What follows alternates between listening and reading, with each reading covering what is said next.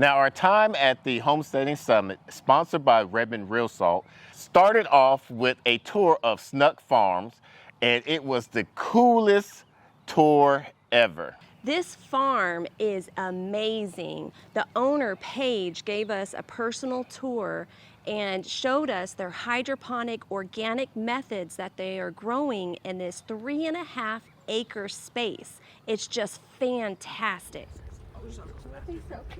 So this is all brand new. This wasn't here 5 years ago. Wow.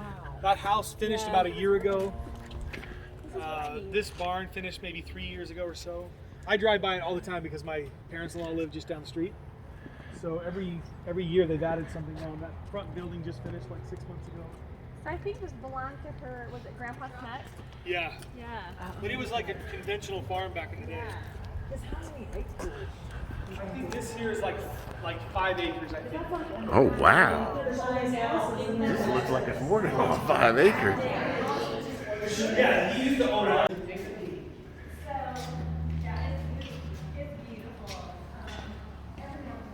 Wow. Now, the mission for Snuck Farms is, number one, to produce the freshest, most high-quality food in the local market.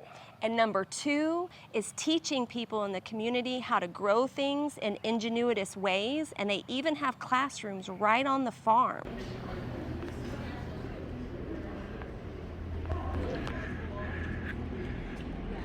Let me get a copy of this layout.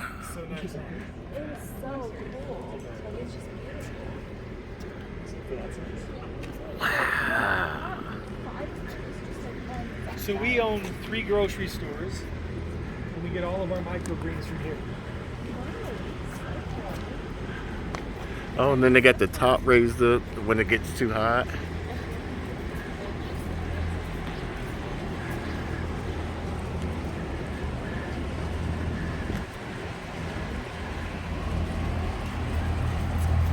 I love it. We can go into the greenhouse, but well, it's loud, so because of the fans and all that. But we started about 7 years ago. This is a new farm. I'm new to farming.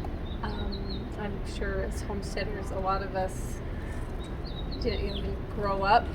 We did not grow up this way. Yeah, I mean, and this is family land, so I've always been around farming, but this is the first time this property has been used as a commercial farm. My grandpa had a hobby farm, and this piece of land has been in my family since this town was first settled. So it's the last little bit of what was hundreds of acres at one time, but it's just 3.5 acres. And, you know, I really wanted, and the family in general wanted to not put it into housing. As you can see, we're surrounded by houses.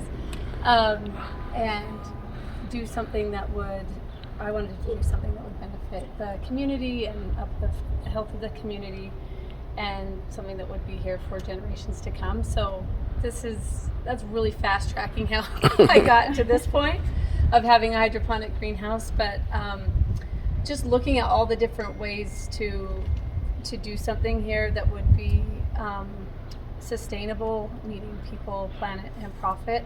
So I wanted it to be economically sustainable. I wanted something that was good for this place that this greenhouse would be. In Utah, we're very drought prone, and we're always in a drought. You can even see drought prone right now. It's pretty bad. And so it spoke to that, and then just being able to employ people, pay a good wage, and keep people employed throughout the year, and kind of build a little community around what we're doing here checked all of those sustainability boxes for me. So, you know, I didn't go into it thinking I would do hydroponics. I really didn't even know what it was.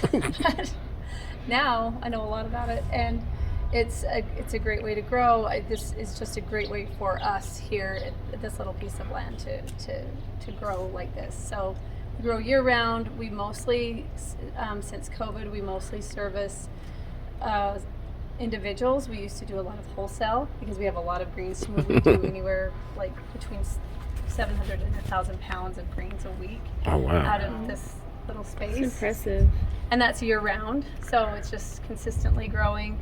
And so we did a lot of wholesale, and then of course, in a matter of like 3 hours, we lost most of our wholesale accounts when COVID hit, because we did a lot of the tech. We have a lot of tech here, just up the road, and we did a lot of their buildings, Adobe and eBay, and you know, all those people, all their cafes. A lot of the restaurants closed. So then all the people showed up, and you guys have been getting our stuff forever. And they all showed up to you too, so we needed to provide you more, and we provided it mostly directly at our farm shop down here. We provided, it's a pickup site we have a CSA that's a year-round subscription. Okay. So it goes anywhere across the Wasatch Front here. So it's about a 30-mile radius from the farm is where we deliver, and it goes right to people now, families, and so anyway, that's kind of the overview. We can go in and check it out if you guys want. Yes. Do you guys all do hydroponics or do some kind of aquaponics or anything? We attempted. Yeah. So this is where we process a lot of our greens that come out, or we'll bag all of that. Our big coolers right here. All of the grains of the greenhouse are here.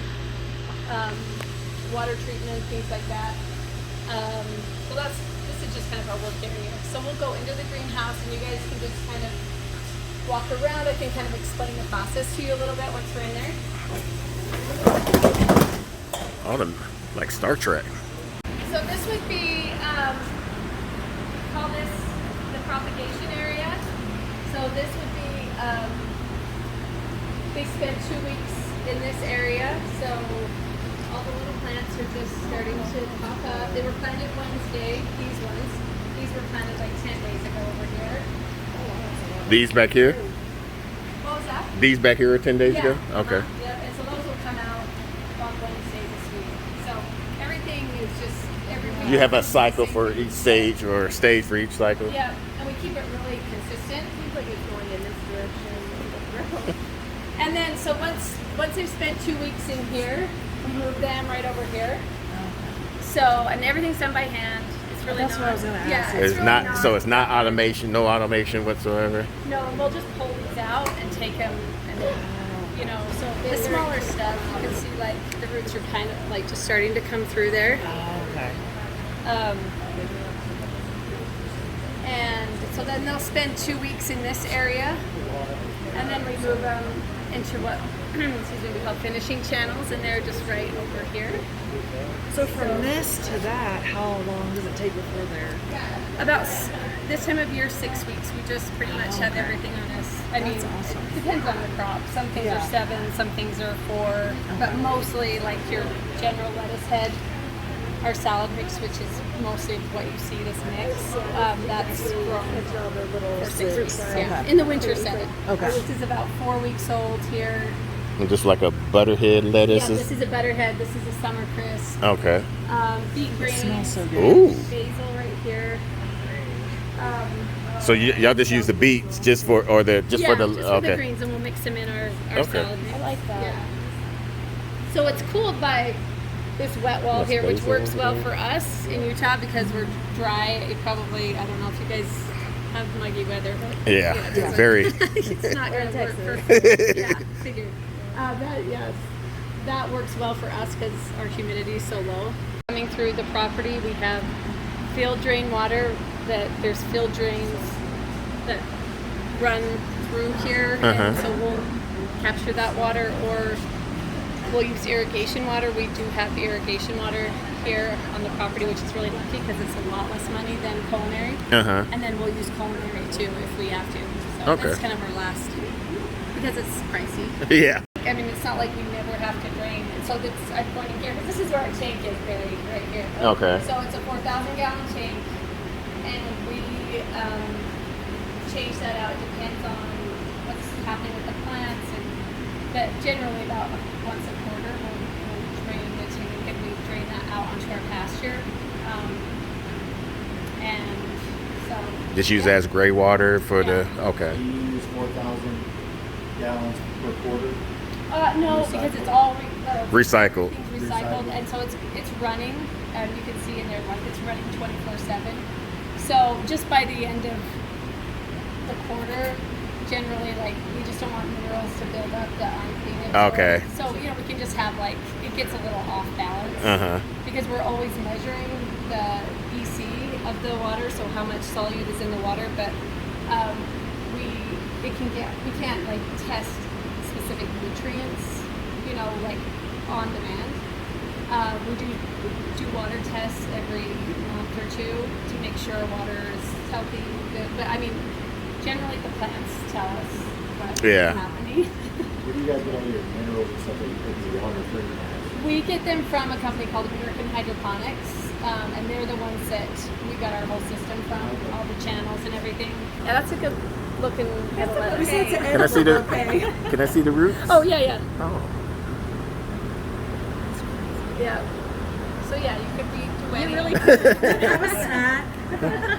We do have some. You know, we have pest pressures. We have other environmental factors. I'm just looking at this one right here. This is a red butterhead. This one is the lettuce that will always tell us what's coming. So we have like a little spots of powdery mildew on those leaves. And so, I mean, nothing. It doesn't hurt anyone or anything. No. It's fine to eat, but it does look weird. So Yeah. you might make some changes once you look at that. Yeah, so and right then- now, like, I'm going to, you can see our fonder over here. We're going to tonight I'm going to put in, it's a mix of these essential oils that a company has come up with that actually really helps with this. We just tried it and it worked really well. Do you know what's in it? Yeah, I have the Okay. Yeah, it's like, I don't want to it's a say secret. because it's like, no, it's not a secret. I have the, I'll show you guys the, Like- it's really cool. Yeah. Once we tell you, you have to look at this pen and. It's called Power SI. Okay. Is the brand name of it. And it's more of an experiment as to when we were using it for pests, but then all of this went away when we sprayed it. Like, it's never gone away before, so we're kind of experimenting like Okay. that. And you have to Really use well. that machine for it. Yeah. Now, something that we found inspiring at the end of the tour is they showed us the farm stand that they actually have on the property. And I'm inspired by it because we want to have something like this on our property.